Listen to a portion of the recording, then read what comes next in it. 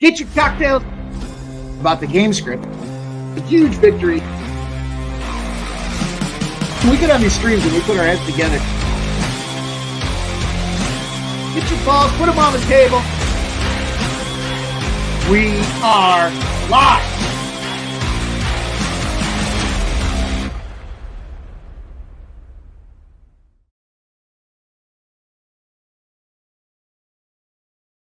That's got to get you fired up.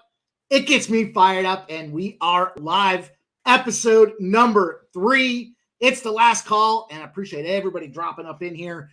Sent out just a little note there on Twitter saying we are live, so if you guys could do me a favor as you roll in, like it, retweet it, let them know we're up here doing it. I see we already got a crew in here with AOD. We got the group in here. Andrew K's back, says do it live, baby. Harold Williams, Dominic Eskridge, and Coin. We got some green new members here. Appreciate everybody dropping in here, giving us those green memberships, becoming members of Pub Sports Radio. We're only growing. We're getting bigger. We're getting better. And we got more shows on the horizon. So really excited to go through tonight's card. It's the official first full NBA card of the season. Yeah, we had 2 games last night. We'll talk a little bit about those in our recap. You know, we had our first NHL Frozen Frenzy last night. What an NHL slate. Games popping off till 11 p.m. A little late for me when they're going past that 1 a.m. hour, but that last game with that Flyers was a lot of fun as well. So, again, I appreciate everybody dropping in. I see the group is coming in, ready and assembled. Fat Cat Ninja, Sancho in here as well. Guys, you know the situation here. I'll share with you some looks, some trends, some cash flow splits. We'll talk a little bit of injury work as well, but love to see what you guys have out there. So, of course, it comes down to everybody sharing in the community together to get those winners and get us to that cash. So, appreciate you guys taking that opportunity. You know the situation. Drop it on the video in YouTube in the comments section. Put your plays out there on Twitter as well. We'll highlight and we'll talk about those the next show with the winners that are out there. So, we're going to dive in. It's going to be really just a 3-spot focus here tonight. We've got the NBA. We'll start with the NBA. We've got puck drop or tip off at 7 p.m. We'll cover the 2 college football games. I got a couple looks and some leans there. And then we'll cover this NHL game that pops off at 7:30 between the Washington Capitals and the New Jersey Devils. I think we got a little interesting take on that one as well. So we'll start off and we'll just kind of go through yesterday's results. You know, not the best day. We had a huge card. I get excited and sometimes overwhelmed when you've got these big cards trying to cover a lot of spaces. Unfortunately, my Phillies did not get it done. Interesting spot with that Phillies there. We had that first 5 under 4.5. And I'm laughing because the full game ended up going under, which was a lean that we had for the day. But they got it right at that number of 5 and pegged it at 5, and they just couldn't come back in Philadelphia to get the job done. So shout out to the Diamondbacks coming all the way back from being down in that series, winning 2 huge games in Philadelphia to advance to the World Series versus those Texas Rangers. It'll be a lot of fun to cover that starting later this week as well. So we'll get into that too. Again, from a baseball perspective, we missed that first 5 under. We did catch that Colorado Avalanche spot. I talked to you guys about just being a low number and an opportunity there. Nashville, we lost the Nashville spot. Saros did play, but it kind of didn't look like he did. That Dallas-Pittsburgh game, we talked about that aged lineup in Pittsburgh. That game did go under comfortably. The Detroit Red Wings came back only to lose. They went down pretty early, but then certainly didn't get the job done as the game advanced. That Rangers over 6. You know, I talked to you guys about the live spot there, and that second period did end up going over, but obviously the game stayed under as a whole. So we will take away from that, adjust those trends accordingly. New Mexico State, you know, I'm laughing again because the first half, we didn't get there with the +1.5. Great live bet spot, and they got the job done full game. We unfortunately took the L there and on the Liberty under 61.5. It stinks to go through the losses, but there are some wins that we'll highlight as well. LBJ, LeBron James, my goodness, what did he end up with? 21 points on a total of 23.5, even transitioned to 24.5. So that became a really big public position. In hindsight, we do this stuff pretty early and try to get these plays out there. Might have been a spot that if I had it to do over again, clearly it wasn't a winner. I certainly wouldn't go back and pop on a loser. But the Lakers not getting the job done as well. I know, shout out to our guy, Billy Briz. His comments there about the Lakers, not starting seasons out well, especially on the road. Denver Nuggets were able to get the job done. But as we transition over, we got that Looney over 9.5 rebounds in that Golden State game. And then the Booker over 2.5 threes was a nice, almost a plus 150 spot that came in for us. So, we did have a much better day in the leans category. We missed a Nerfy, but we did get that Philly under 8.5. The Vegas under 6 that I had talked about for that Philadelphia game came through. Colorado's team total over smashed easily in the second period. The over 5.5 was a gift. Boy, I should have just locked those in and gone with the trifecta in that game. New Mexico State +3 got it done. How about Torrey Prince over 1.5 threes in the lean category at +125 got it done. The Lakers under 228.5. That got it done. A lot of unders yesterday. The two games both going under. You know what I think it comes down to?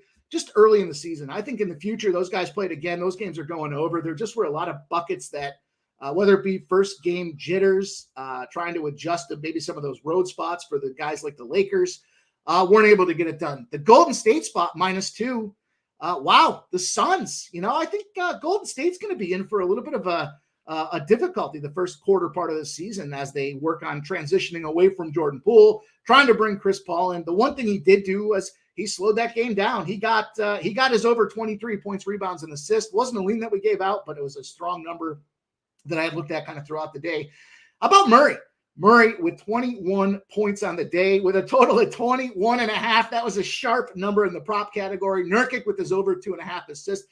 Billy had that in his parlay, and I had that as a lean outright. Got the job done for us. The Booker 4+ threes. Running the ladder didn't work out that great, but how about that Larkin goal I talked about in Detroit? The only hockey prop that I had leaned to last night at 2-1. The money got it done as well. So, here we are. We're sitting at we're 9-12 on the season. We'll get into that in a few minutes. Down 3 1/3 units, but look, it's early. We had a huge card. We took some big swings last night. Trying to be a little more reserved tonight with this NBA card.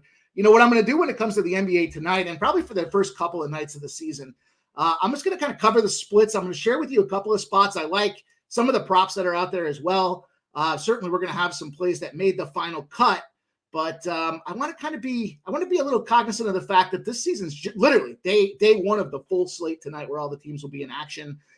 Certainly don't want to get too behind in the NBA before we have a chance to analyze. A lot of the trends get picked up and moving as we get through that quarter way of the season. So I expect a ton of action as we move deeper into this NBA season. But look, I know we're excited. It's the first day. We got to be aware. We got to make sure that we can have fun. We can make some shots, but we don't want to get too far behind and buried early in the season and be chasing all year. So I think we're poised well tonight with some of those spots out there. Really focused in on totals, as you guys will see. But, the NHL, that frozen frenzy last night was a lot of fun. As a hockey guy growing up, to see games starting at 6 p.m. and rolling through the entire card was pretty cool. Just a pretty cool thing to kind of witness and take advantage of. Again, the season's still only 2 weeks new, so we've got a lot of time to work in the NHL. College football, early week spots kind of continue to be coin flips, hit or miss. Liberty was able to come back and get that job done last night. Another lean that we had there as well. So quite a bit of action last night and quite a bit more tonight. I know a lot of folks are fired up, and what we have the season, the tip-off is 7 p.m. So again, we're going to start the show tonight focusing in on that NBA. You guys know I'll give you the look on the splits. We'll talk about the first games. I've got some action in that Boston Celtics game, but as T transitions for us, of course, my guy T on the 1s and 2s, backstage, keeping it tight and right. He's putting these graphic packages together for us. As quickly as I send the plays over to him, he is capitalizing and getting those graphics out there for us so that, we have something to look at as I kind of talk through these spots. But we'll buzz through the chat one more time, and then we'll jump in here. I see that a bunch of folks are now funneling in. 65 live watching. I know we're going to continue to grow as the night moves on here. Folks getting out of work, jumping on, listening to us on the car ride home, getting settled in. But here we go. We got Justin McElvey in the house here. His stacks POD likes Durant over 9.5 rebounds. The stacks record 86 and 89. There's a plus money spot. That's going to flip the switch for this guy and move him back into the black. Ricky Bobby's out here, says, let's get it. Smash the like button. Ricky Bobby, I appreciate you. Thanks for dropping in. Ronnie and Bergia, I bet the ESPN games just to have action. Knicks +4 and Spurs +4. We're going to talk on both of those games. And that one dude says, anyone like Wolves money line and Sam Houston -4? Those are his leans. There's Billy Briz. Billy Briz back saying, let's make some cash. Billy, you know that's what's up, my guy. I know you're excited tonight. Big NBA card in front of us, and they're serious business. Says, let's get it. That one dude says, Mike the Man. Luke Murphy, Siakam, 20 points is boosted to +100 on Bet365. Interesting with some of these boosts, because if it was one particular site that starts with an F, I would say yikes. But some of these other sites have been able to nail it down and kind of lock in where they think some of those opportunities are more likely to hit than not. So Fletcher Berry, let's go, Mike, brother. Love the show. Appreciate you, Fletcher Berry. Leonard, there he is. Liberty, Liberty, Liberty. Hit again live after they went down 7-0 like we talked about. Mike, that a boy. You know, just because we talk about it on the show and don't give it out as official doesn't mean you can't listen. We have 2 ears for a reason. We'll take advantage of those spots. K. Graham says, hit FIU +9.5. That line's moved quite a bit. Again, we'll talk about that as well. Ronnie and Bergia took FIU under 18 -109 with Sam Houston -2.5 in the first half. Ballsy man jumping in on the winless Sam Houston team coming off a double overtime victory. Earl Sports Bets, my guy in there, doing what he does. Red October is over. Yet we will not be talking about Red October again, but we will talk about those first place Philadelphia Flyers and future Super Bowl champion Philadelphia Eagles, Earl. So we are not devoid of Philadelphia sports opportunities as we move through this calendar. Preston Ekdahl, Southtown making money hand over fist tonight for the Spurs home opener. Exciting stuff down there in San Antone. Crazy drink specials. If Wemby drinks there, you need to as well. I love the mural that they have on the outside of the building down there at Southtown 101. Al Cervic says, Victor W. Double boosted to +570. That's really exciting, right? A lot of folks are getting jacked up about this guy's opening debut. Fletcher Berry, let's go, boys. Hit that like. Only 27 likes. Guys, you got to do your part. We need to get these likes up there. We got to keep this thing rolling. We got to continue to build. And I need your guys' help. I can only hit the like button once. It's kind of weird hitting the like button on my own video. So do me that favor and help us out here. Mike Fletcher Berry says, handing out winners left and right, no questions asked. Wine Time Sports is in the house. I'm not going to repeat that, Earl Sports Bet, but Fletcher Berry's a new member. So we'll start there, and then we'll kick off the schedule and say congrats to Fletcher Berry. I like that logo with the Super Bowl trophy as well, my guy. We appreciate you guys dropping in. Everybody becoming members tonight. Fletcher Berry, the latest guy to join the squad, and we appreciate you guys. Without that, there is nothing. So the chat and you guys sharing your plays are critical for us here. And I'll make sure that we touch on them as we go. So I'll have T bring up the first looks here as we rock and roll through this calendar. And we'll get ready to bang away. So we talked about T and I a little bit before the show. How do I want to jump in and kind of go through these things? I don't have plays on every NBA game, certainly. Although sometimes I wish I did. We'll talk a little bit about them, but the games that I don't have plays on particularly, I'm still going to give you guys the splits because I think there's definitely merit in kind of seeing what those lines are doing. I'm only going to touch on them quickly, and then we're going to focus in on the spots that I'm playing tonight and that you guys are playing as well. So, albeit the first game that we have on the card is that Washington-Indiana game. Real quick, the Rockets are playing at the Orlando Magic. The line opened at -3.5. It's now -4.5. 70% of the bets, 84% of the cash focused in on that Orlando Magic side. Slight movement, makes sense. I know a lot of folks are pretty jacked up about what's going on there. I wouldn't sell Houston short. Ultimately, it didn't make my card because I didn't want to lay 4.5 with Orlando at home on the opener. The under has gone down significantly. Pre-look lines were 230.5. A lot of 230.5s. It feels to me like the NBA kind of pegged that number from maybe average scoring that they expect across the field here in the first couple of days. But 230 has dropped to 220, 61% of the bets, 60% of the cash on that under for the Magic. And we're seeing that downtick. It's moved down considerably, 10 points that, certainly kind of gives me a little pause or a little concern. But the first game we're going to talk about here is this Washington Wizards Indiana Pacers game. We kicked this thing off. We've got the Wizards opened up at +7.5. They're down to a 47% of the bets, 52% of the cash on that Wizards road dog spot, certainly making them a somewhat of a public dog. I don't know. It's 50-50-ish, 52-48. I don't know. There are a lot of tickets, though. There's 80,580 tickets on that Wizards side. The total is kind of where I'm looking to focus in on this game. And I've got two spots for this game, as you can see on the graphics here. The over 230.5 is where this number opened. It sits at 235 in some places, even 235.5. So we're starting to see some 236s out there. We're trying to capture this late information, but there's still kind of this last minute movement as we get live for these shows. So make sure you shop around. The number that I locked in is this 235 on the over. 49% of the bets, 82% of the cash. We did see that movement. We saw a 5-point movement from the original look ahead spots.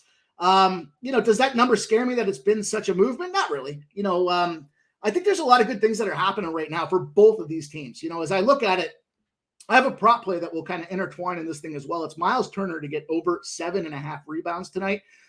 They used that number based off his average from last year. So it's a minus 108 player prop. It's the only player prop I have for the NBA tonight. If I think back on my card, and that sounds about right. So we'll take a look at it. But, both these teams making some considerable moves in the offseason. The Wizards, certainly in a rebuilding mode, getting rid of Bradley Beal, ending up with Jordan Poole. They got Tyus Jones. They shipped out Porzingis, kind of a wholesale swap out from the big guys that they had last year. And, my expectation is that creates a lot of excitement. You've got new guys coming in. We know what happened with Jordan Poole last year. He had to get out of that situation and get himself a new team. And what did he do in the preseason? He had games where he was getting 27 minutes. He put down 47 points. The guy was red hot. And I think he's excited with this new look team that he has. Sometimes players need that restart, and then it goes better for him, right? So you've got happy players. I expect higher results. Do I get excited about the over right off the gate? Just like we talked about with that Golden State game yesterday and the Lakers game yesterday. It concerns me a little bit that shots might not be falling right off the gate, but I think both these teams are ready to roll. And why did I end up with this Miles Turner spot? Well, Miles Turner signed a big contract in the offseason. He got a 2-year deal worth $60 million. And you got to listen to what these players talk about, what the beat reporters come back through, and some of their preseason press conferences. His quotes were literally, "I'm relieved. I expect my best NBA season." And he's fired up and excited about it. He's got his biggest number in the game tonight as far as any of the players from a rebound perspective at 7.5. And I think it's that way for a reason. Again, they used his average from last year. But, the thing that I think kind of benefits him here is in this position, in this matchup with this game, Washington lacks, an elite center. They don't have the ability when the ball's coming off the boards there to make any moves here. They're going to just be at a disadvantage from a size perspective. I kind of thought about getting there with the Washington Wizards, but for me, I just wanted to settle in with the total. I think both teams coming in fired up, motivated, wholesale changes, a lot of jockeying for that alpha position on these teams. And I think that's going to correlate and transition over to us as we look through this game tonight. So I see K. Graham says he's on the under 235.5. Hey, go get it, man. I mean, you got to do you. This is kind of where I looked at and tried to peg this number. So we'll move on here. Make sure I covered everything in this spot. I sure as heck did. Brings us on to game number 2, 7 o'clock tip. We got the Atlanta Hawks at the Charlotte Hornets. Splits here. We open at minus 1.5. We're at minus 3.5. 82% of the bets, 72% of the cash. Kind of a red flag, red flag, and that some of that bigger money is coming in now on the Hornet spot. There are some 4.5s out there now for the Hornets. So, my initial assessment here was right around 2 points for this game, and the money line just moved too much for me to take advantage of as well. When I look at the total, we have another spot with the Hawks and the Hornets. The total open at 230.5. It's at 235, and we're seeing 235.5s and 236s out there as well. 68% of the bets, 67% of the cash on the over. People are expecting this to be a banger. They're expecting this ball to be flying all over the place. A couple of notes I had here when it comes to Atlanta, and why I wasn't necessarily entirely comfortable laying this number. The Hawks, it's really their first full season with their coach, Quinn Snyder. And, he was the guy that kind of came in as the interim last year. Everybody expected that coaching change to take place, and he was the guy. He's had the offseason to lay down his team and his expectations. I just ultimately just felt like this number's a little too high. When you've got the Hornets at home, they're 6-0 at home against the spread when the total's greater than 229. the caveat to that is Atlanta is 10-0 against the spread. We're in a revenge spot. In the previous game, there were over 22 free throws. So, when the team's getting fouls and they're getting to the line, Atlanta's able to capitalize. It seems like more of those calls last year went to Atlanta, and maybe that's enough to tick them over the number. But again, going from +1.5 to +4.5, free throws or not, that's a considerable sway that kind of pushed me off it. Now, in that same spot with Atlanta, in that revenge spot, the over has gone over 6 times out of the last 10. Not a huge margin in terms of the total number of overs, but the margin of those overs is almost 11 points. So even though we missed a couple of points here on the pregame movement to where we're at today and right now, I still feel comfortable with that 235.5. Again, pregame, first game of the season, do we have teams that maybe don't get the drops that they should be getting? Potentially. I run that risk with these first 2 overs. I just think these are 2 high-flying teams to get it done. The Hawks averaged 118.4 points a game last season. That was 3rd highest in the NBA in scoring. And then on the flip side of things, the Hornets allowed 117.2 points a game last season. That was 9th worst in NBA defenses. So kind of based on the way I looked at those numbers, the Hawks should have their way with them and be able to put those points on the board. The question is, do we see like a 120, 118 type of game? And there's that 2-point kind of margin that I was talking about when it comes to not being confident in taking the Atlanta Hawks, but being, a little more comfortable taking that over and saying that I think we see the points and kind of talk to you guys about why I think that number makes a lot of sense. A couple other games I want to touch on. What do we have here for the next up is that Minnesota-Toronto spot, but we see I've got the let's settle on one of them. We'll go here. We'll start with the T-Wolves and the Raptors. The T-Wolves and the Raptors, 3rd game on this card tonight. I think this is going to be an interesting T-Wolves team this season. I've got two plays on this one. I put a parlay together. I believe it's around a 580 parlay, a plus 580 parlay. It's a 3-teamer. But straight play that I put on this game, I had to go with the Raptors under 225. So as far as the splits are concerned here, the line opened at -1.5. It's up to +1.5 now for the T-Wolves. So you kind of had that road favorite move to a road dog, 69% of the bets. The money's 50-50, 52% of the cash on the T-Wolves. Late movement there as they became a dog that folks are expecting this to be a tightly contested game. You got to do some line shopping on these totals. 222.5 were out there. It shot all the way up to 226, and now it's settling back down. There are still some 224s and 223.5s, but it looks like we're starting to see even more movement to this 222.5. 56% of the bets, 51% of the cash on that under. Coin flip. The numbers suggest it's a coin flip. The spread and splits suggest it's a coin flip. Let's talk about why I ended up with the under. Look, big deal for Toronto. Again, a lot of moving parts. They lose Fred VanVleet. They got a whole bunch of movement on the offense. And it just seems like Toronto's one of those teams where players get strong. They build a good brand for themselves individually, and then they ship on out of there. And I don't think that's conducive to, certainly team chemistry. But, at the end of the day, I felt like in this spot here, there's a lot going positive for Minnesota, right? Anthony Edwards coming off that big summer move with Team USA, looking good. And then on the flip side, you've got Toronto. They've got a new coach and a new system.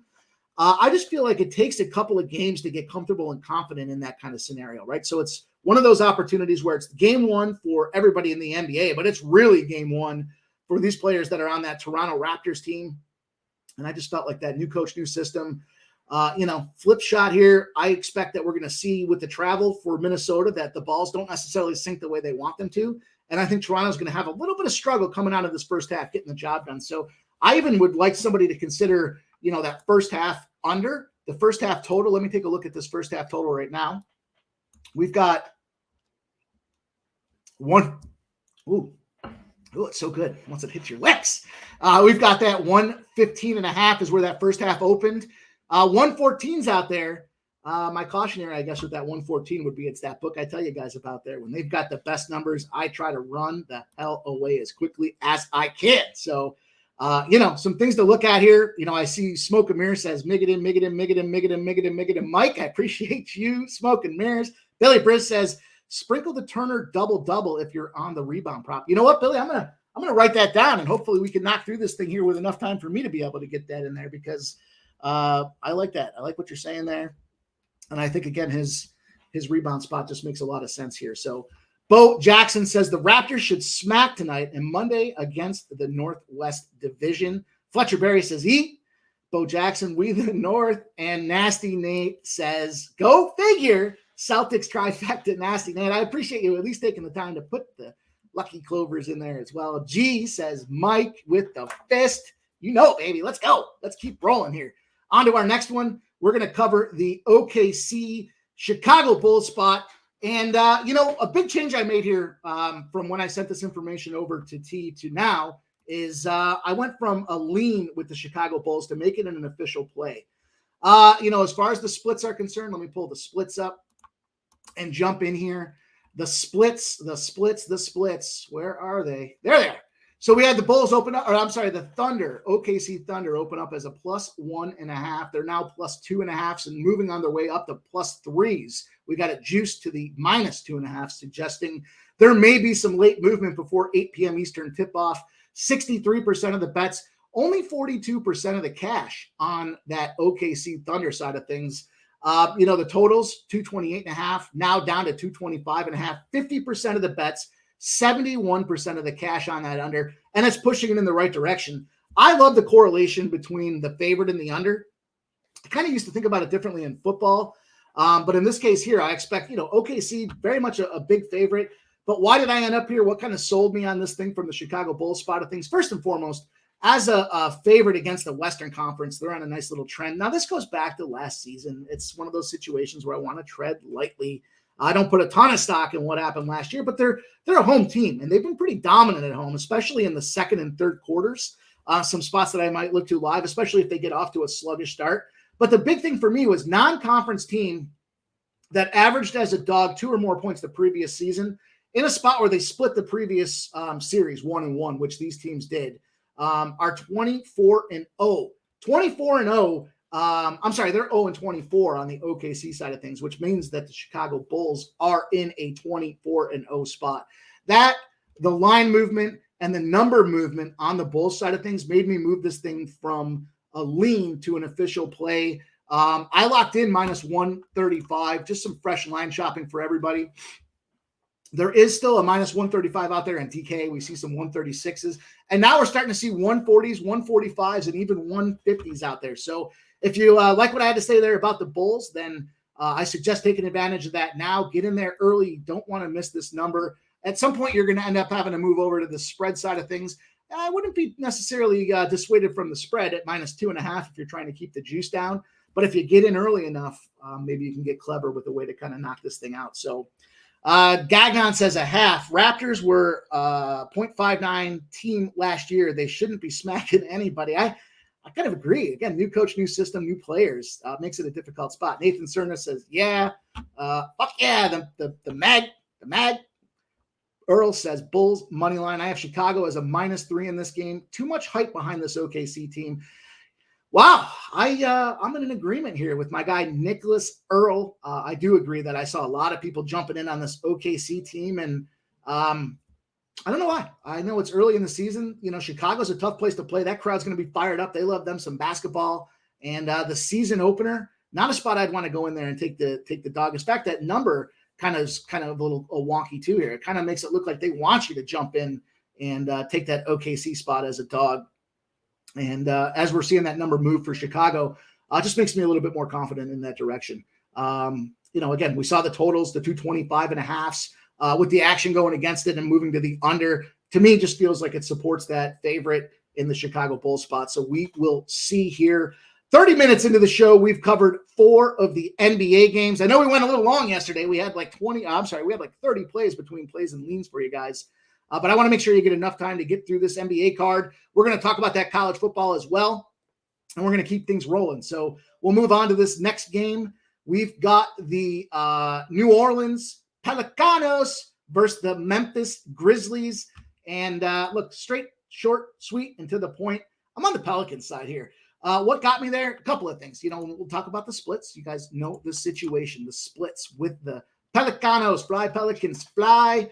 The Pelicans here are in a +1 opening to a +1.5. 69% of the bets and 59% of the cash. I was having a conversation with a friend of mine earlier today, and he was like, oh, it's Memphis at home. How can you not take Memphis at home? And that kind of said to me, you know what, this guy, I'm going to go with Memphis. I'm going to go with New Orleans on the road. Furthermore, big moves here. Adams obviously being out for Memphis. They still have Desmond Bane and Jaren Jackson, but it just felt to me like there's that Adams spot's going to be a big kind of thorn in their heel as they rock and roll to start this season. The flip side of things, you motivate a guy like Zion when you're sitting there making fun of him yesterday, calling him fat, telling him he's overweight, his injuries that have led to his lack of production to start his NBA career because he's carrying too many pounds.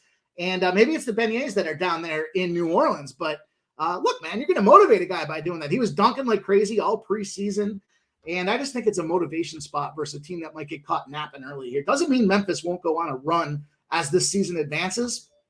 I just felt like there's too much motivation here early on to take a spot where, if Memphis is so dominant and we've seen 14, 15s, and 20s last season at home, why are they only +1? In fact, there's a +1.5 that's out there now. So again, do some line shopping. Majority of the books have the +1. I see 2 points bet and bet MGM that are sitting on 1.5s.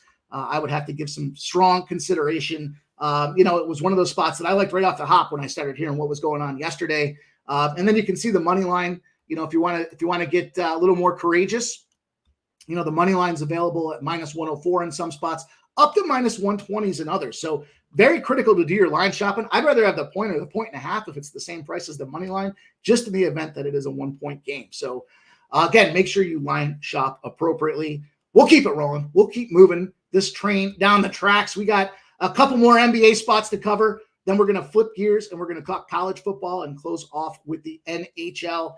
Of course, I had to take a shot here and talk about this Dallas-San Antonio game. I know it's a big one for everybody down there at Southtown, and it's going to be a lot of fun. It's going to be exciting. We got the debut of Wemby. We got Dallas and making a whole bunch of moves. Kind of an interesting game as I started looking at it and thinking, are we going to see Dallas at this kind of number the rest of the season? I'm not entirely sure. I kind of felt like, is this a spot that we should take advantage of tonight? But ultimately, when I look at the splits, we open at -5. We're down to -4. 60% of the bets, only 33% of the cash on that Dallas Mavericks side. And we're seeing the line starting to react. So Vegas is saying, hey, we see the bigger money's coming in on the Spurs side of things. And I believe that was predominantly at the +5 and the +4.5s. Now it's starting to move down into that 4 region.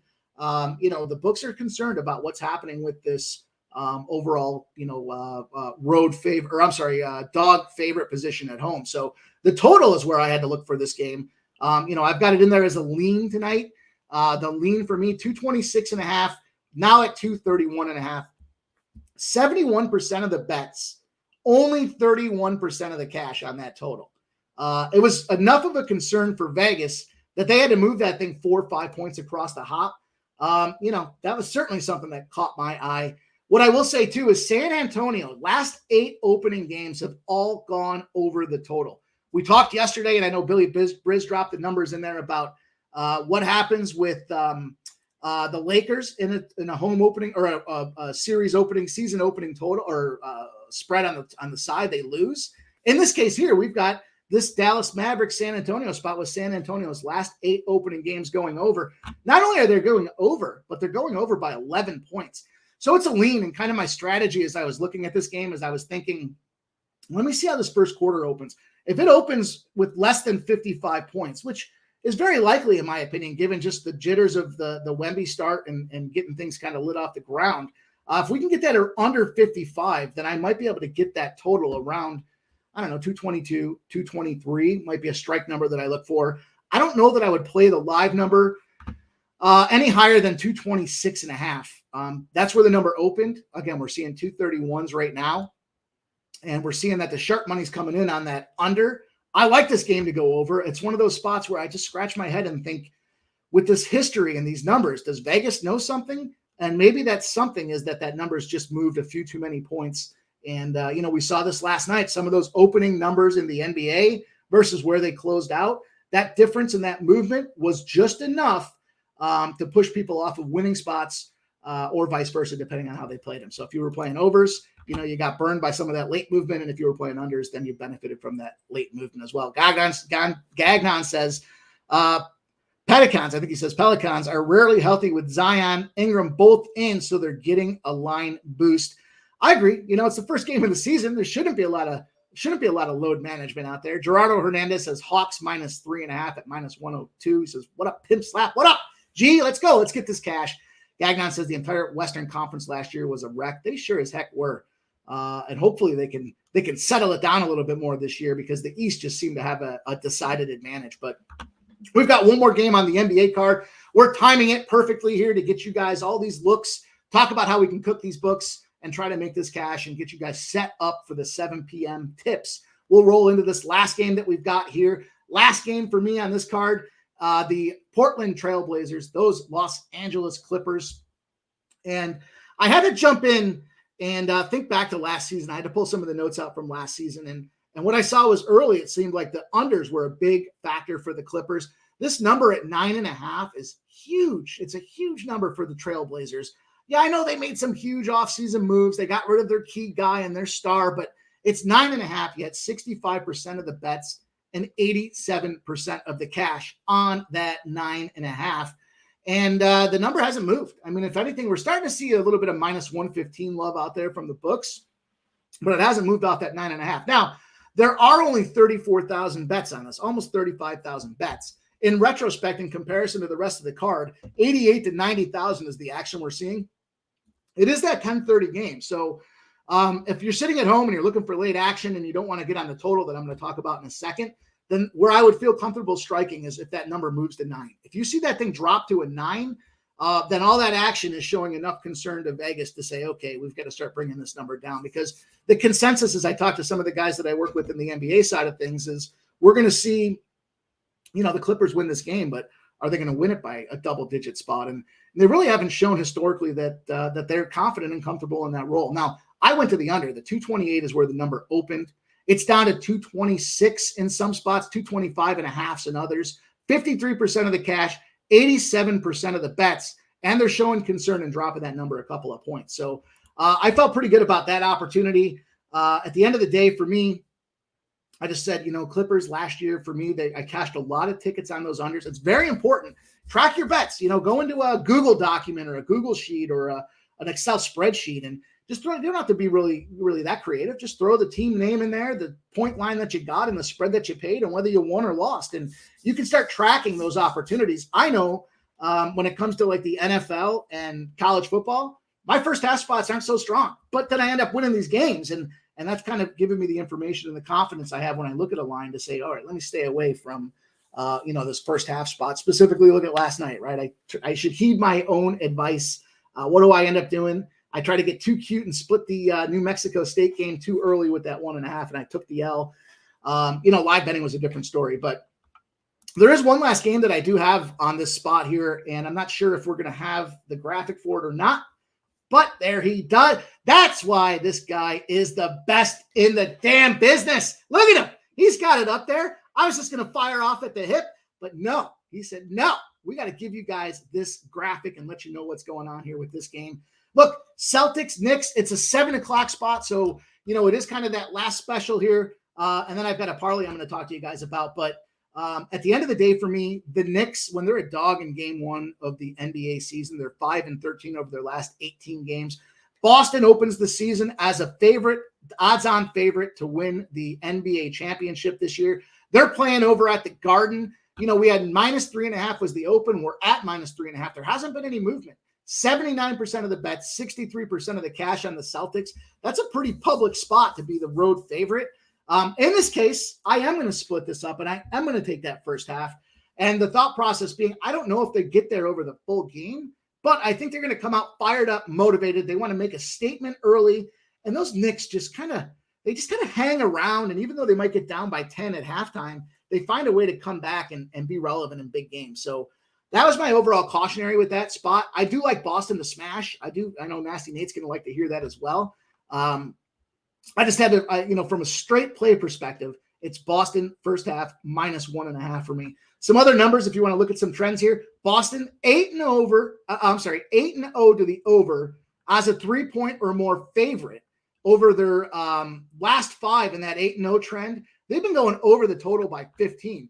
As far as the splits are concerned, 225.5 is where this number opened. It's 223.5 right now. There's even some 223s out there. So this is another one of those spots where I'm a little apprehensive because I'm seeing the numbers move against the way I capped it, but I have this one highlighted as a live betting spot for me as well. And if this number, shrinks down again, first quarter for me is that indicator. We always see a lot of 58s to 60s is what that number ends up coming to for those first quarters. If it comes in under 55 for whatever reason, there's a slow start, that's going to correlate and have an impact on that full game number. And I'm going to want to take advantage if I can get this thing around, 218 to 220. I feel pretty comfortable about that. But I do have concern that, hey, it's in the Garden. Do the Knicks show up? Do they get it done? I don't know. There's a lot of caveat there for me on that. So I wanted to share one more trend. I didn't get there, and it's not a lean for me, but some of you guys are looking at, just trying to cover a lot of these games and give you guys as much data as I have in these spots here. The Detroit Pistons spot, 9.5 is where the number opened. It's at 9.5, 69% of the bets, 79% of the cash on that 9.5. It hasn't moved, but going back to January of this year, the Heat are 0-10-1 against the spread when they're a favorite of more than 5 points. And they very much fall into that model tonight. In fact, they're losing against the spread by 8 points. So could this be a sneaky spot for the Detroit Pistons to come out and upset the Miami Heat in game 1 of this season? Not so fast. But as I look at the numbers here, I see that the line opened at plus 360. It's dropped to plus 340. 33% of the bets, 56% of the cash taking that Pistons money line spot. So yeah, they're taking the spread. It hasn't moved. If you're looking for an extra play or you really do want to get some action on that, I might consider the full unit on the plus 9.5 and then a half a unit on that money line spot. In fact, I'm going to make those 2 official leans, the 9.5 with a half unit on the plus 340 money line. Just a little spot to me that said, hey, maybe we got to take advantage here. So let's keep it rolling. We'll keep this train rolling. I've got one last play. I promised you guys a parlay. I like to get parlays in there. I'm not one of those guys that says I don't parlay. And shit, if you watch me on any streams, you hear me parlaying all the time. I love them. I don't, whether you go with the full unit or not is up to you guys, but there is that opportunity to really move the bankroll substantially. And I know our guy, Jimmy the Bag, has a strategy. Hey, you can only bet a couple of games, do so, and then take an opportunity to really move your bankroll by hitting a same game or a parlay. Now, he's been fortunate with some same game parlays the last couple of days, but I had to go with the 3 spot for you guys. Just 2 straight plays, and then I took a spread spot. I've got the Sacramento Kings on the money line. I've got the Minnesota Timberwolves on the money line. And then I did take that Celtics minus 3.5. I know what we talked about with the Garden and my concern about the New York Knicks laying in here, but I did want to get in on that Boston Celtics spot. They're the odds-on favorite to win this thing this year. I feel like they are going to come out motivated and fired up. That 3-leg parlay pays out at plus 570. Plus 570 parlay, Sacramento Kings, Minnesota Timberwolves, and then Boston minus 3.5. Why the Kings and the Timberwolves? Well, they're playing 2 teams that are non-playoff teams from last season. Certainly with the changes that they've made, I'm pretty fired up to see these guys get the job done. And then again, the Celtics being that odds-on favorite to get the chip this year, to me, just felt like, hey, that's a good little spot to take a shot. So again, the Sacramento Kings, the Minnesota Timberwolves, both on the money line, and then Boston minus 3.5 at plus 570. We're going to track it as a unit at the plus 570 number. Again, shot because as these numbers move, you might be able to catch better numbers. If you're a little concerned about the minus 3.5 and you just want to take the money line on the Celtics, hey, that's up to you. I just want to kind of throw it out there. You guys want to get creative and build off of it. I'd love to hear if you use some of those as your core pieces and then build off of it. Share with us the successes. We want to all get in this thing together, and groupthink sometimes is a great thing when it comes to one guy talking about a number and then everybody else coming in there and sharing their ideas as well. Gagnon says, I think Drew is a baller and won't have terrible trouble mixing in with the Celtics. Same with Zingas. Yeah, I think that's why I like the opening. I think that you got 2 big guys coming in here that want to make a statement. They want to show that they belong and that they are the solution. They're the answer. They're not the problem for Boston. So, their depth is kind of concerning, but I think that's a good opportunity. So Viper MB says, thanks, Mike. Let's cash. That's going to bring us to the close of the NBA card. 15 more minutes. I want to talk to you guys about this first game in college football here. Bear with me. Jacksonville State against FIU. We've got 6-2 Jacksonville State, 4-4 FIU splits. We opened at -8. We're seeing 8.5s that are out there. And we've got 70% of the bets and 65% of the cash on that Jackson State side of things. So, in fact, since I sent those numbers out to our guy T, we've got 71% of the bets now, 60% of the cash. But we're starting to see FIU move to +9. That's a little too big a number for me to jump in on that +9 of things here. I did see the total opened at 46. It's now 48.5 in most places, 35% of the bets, but 62% of the cash on the over, suggesting that they are going to see this number scream over this total, or at least maybe scream isn't the right word, but at least get over this total at a considerable amount. Where did I go with this game? You'll see on the screen. My spot here was a Jacksonville State team total over 27.5. It was a little juicy at -118. I've seen some 228.5s out there. I've even seen some 229.5s. I like the 227.5 number. If you got to get 228.5, I'm not concerned about that. I would still feel comfortable about it. As you look at FIU and start breaking these teams down, the Conference USA is tough for me, man. It skews all the analytics that I look at when I break these teams down. Why? Because they're just a bunch of shit schools out there. And at the end of the day, they got some strong numbers against the nation, but it's because their numbers, when you're, a shit school playing another shit school, putting up a lot of numbers doesn't mean that you're strongest in the nation. It just means that you're good against a punching bag. So, FIU came off a double overtime win against Sam Houston. Yeah, double overtime win against a winless Sam Houston that we'll talk about in a few minutes.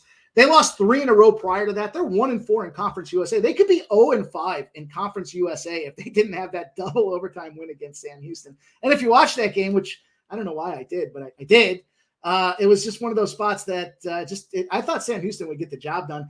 Jacksonville State runs a 2-quarterback system. Zion Webb, Logan Smothers. Webb got majority of the spots last week. They ended up getting the win. They rank 103rd in passing success ratio. Their big play is Perry Carter. This is where I was talking about kind of the scrub school program here. Perry Carter, their wide receivers, their big passing threat. He's got 2 touchdowns this year. Now, he does average 17 yards a catch, but is that enough? I don't know. The big factor, though, is Malik Johnson, the redshirt senior, averages 5.5 yards a carry. They're working in Anwar Lewis more, who missed the first couple of games of the season. But defense is where I think this game is going to be played here. And we're seeing, right now on the offense, Jacksonville State ranks 12th in their rush rate, 36th in rush success performance. Now, again, 12th in the country in their rush rate is predominantly against Conference USA and FCS schools. So bear that in mind as I talk about it. But they do have a strong defense. And even though it's kind of scrub versus scrub situation, strong defense, they rank 9th in pass down success against or pass down lack of success in the nation, 19th in terms of total points against. So they're a strong school. They're 3rd in stopping the run. Those numbers to me, if you look at how FIU matches up, were jumped off the page to me. FIU starting a freshman quarterback in Keon Jenkins. He averages a 60% completion rate, but he's got more interceptions than he does touchdowns. So something to be concerned with. They do run 69th in the nation. And I thought as I put those spots together, why does that concern me? Well, when you're a running school and you're playing against a team that has a strong running defense, it's going to force you to have to throw that ball a little bit more, right? It's just basic math or basic logic. Now, when you look at that logic and you pair it up against, the fact that you've got a quarterback that throws more interceptions than touchdowns, to me, that feels like there's some short field opportunities that we can see Jacksonville State capitalize on and push that ball into the end zone on maybe some 20-yard spots instead of some 80-yard full field spots. So I locked in that Jacksonville State team total over. Second college football game I want to jump into here. I see Earl says, I got Jacksonville -7 earlier this week. Wouldn't bet them at -9.5. Me either, Earl. That's why I had to jump over to the team total side of things here. Second college football game, later spot on the card tonight, the 8 p.m. start. UTEP Miners +1.5 is where the line opened. They're at +3.5. Sam Houston, how about this? They open at -1.5. UTEP's so bad, they moved that line to -3.5. They got 59% of the bets, 64% of the cash on the Sam Houston spot. The total started at 38. It's moved to 37.5 in some spots. It's pretty much a coin flip. 47% of the bets on the under, 49% of the cash on the under. UTEP coming off a home loss. They ranked 112th. They got a lot of turnovers this year as well. They're only averaging 16 points a game. So not a team, not a school that I'd want to put my money on. On the flip side of things, Sam Houston is coming off their best offensive performance with 27 points this past game. Keegan Schumacher's their leading quarterback. He's got 8 touchdowns, 6 interceptions. Tough game here with the turnover margins for these teams. Sam Houston State's got a -2 turnover margin. UTEP's got a -6. It's got to be pretty damn demoralizing to be a player on those teams watching your offense struggle so mightily. I don't like to jump in on teams when they're just coming off their best performance, and Sam Houston State clearly with that double overtime loss getting 27 points. If it wasn't for double overtime, they wouldn't have 27 points, and we'd be looking at a team that maybe had 21-16 is 37. So incidentally enough, we've got Sam Houston as a lean for me at -3.5. They're -108. I like what I'm seeing with the splits, and I like where I'm seeing that action go. The flip side here is the under 37.5. Interesting that I looked at their average points for UTEP at 16, and I took away that double overtime spot for Sam Houston, puts them down around 20, 21 points, gets us right around that 37.5 number. So if you could get to 38.5, I know there's a couple out there. I'm sorry, 38s. A couple 38s that are 38.5s are now starting to creep out there. So it's kind of showing me that the books are concerned. That one company that I mentioned that has the best lines does not have the best underline. They have the best overline. So I may move this thing to, in fact, I'm going to go in and I'm going to move this here. Benefit of the live stream, I'm going to lock in the under 38.5 as an official play right now. It's minus 110s across the board, not across the board, but for the most part, minus 110s, DK, BetMGM, WinBet as well. So there's several 38.5s out there. That's going to be an added spot to the card for me.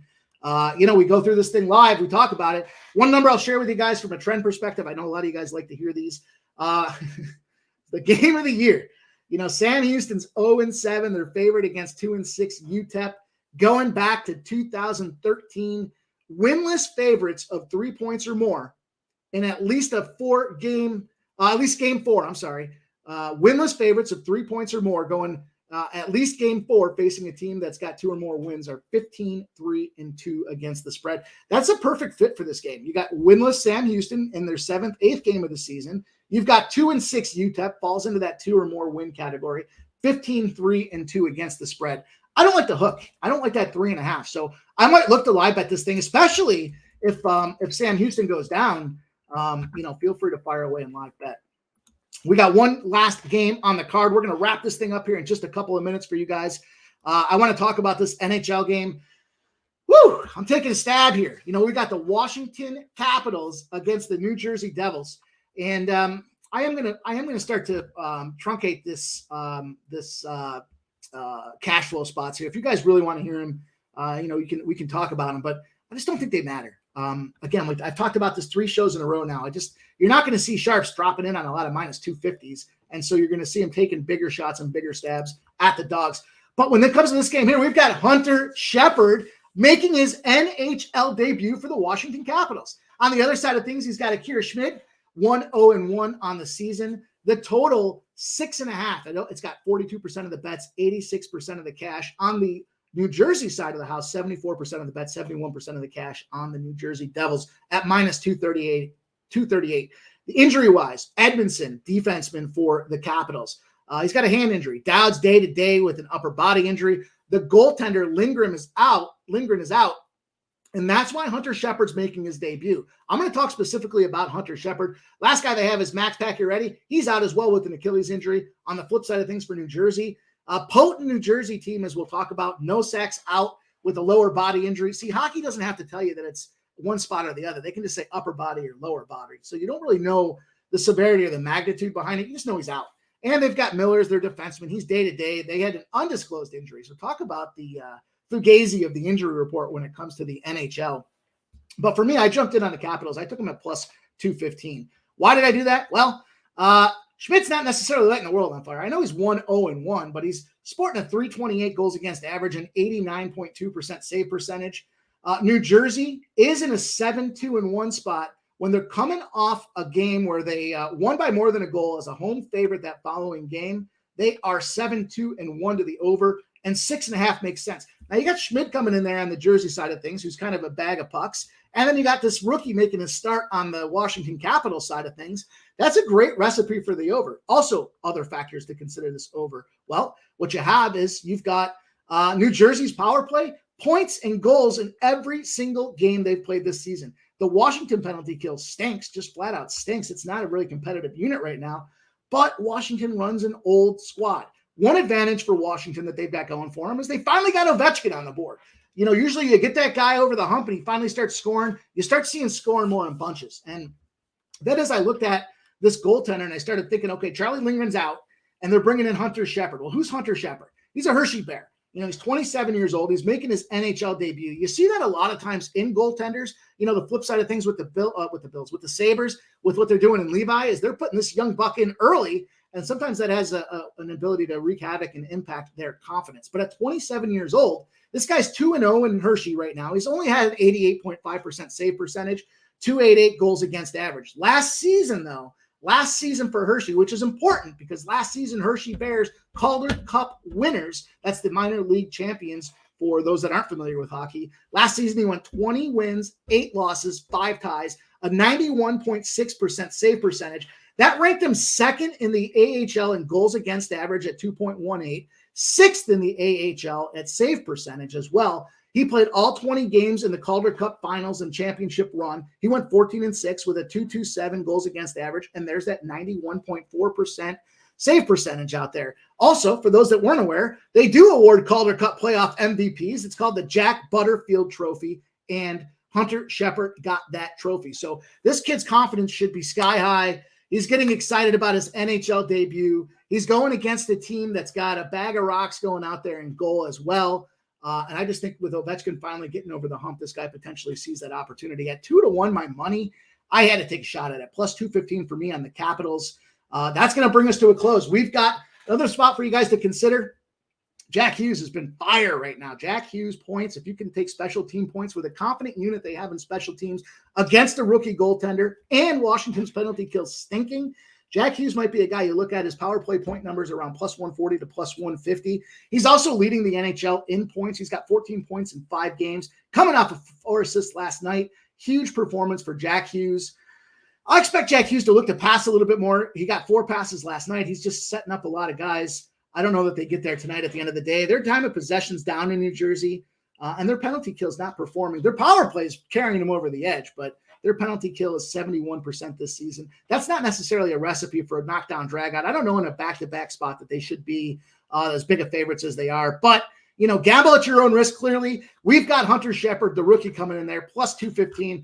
I'll buzz through a recap again really quick for you guys here, and we'll get this game started. We'll get this card rolling. I've got the Washington Wizards over 235. Miles Turner over 7.5 rebounds. I've got Charlotte over 235. Toronto under 222.5. The Chicago Bulls, I took them on the money line. I've got the Pelicans fly at +1. I ended up with the lean on the Dallas Mavericks over 230.5. The Clippers under 226.5. Boston first half -1.5. The 3-team parlays, the Kings, the T-Wolves, and Boston -3.5. Jacksonville State's team total over 27.5. And then I went official with the under and Sam Houston at 38.5. Closing the card out for me, them Washington Capitals. Guys, I appreciate everybody dropping in here. We got just about 100 folks watching right now. Make sure you please hit that like button, retweet, get out there and recognize Pub Sports Radio. We're doing it all over the place here. We got great shows lined up, more shows coming. Jimmy the Bag, Wednesday through Friday. Of course, Pete Loshak hosts the 11 a.m. show on Tuesday. Medicate Monday with the boys, Dutch and Dabby, and a whole slew of Connor Mack, Ian Babano, breaking down college football on Mondays as well. All kinds of things popping out of the woodwork at Pub Sports Radio. We're doing this shit. Make sure you get out there and recognize. I'll see you guys tomorrow. Same time, same place. Let's get that cash. Let's make that money. Let's recognize Pub Sports, and let's get this night rolling.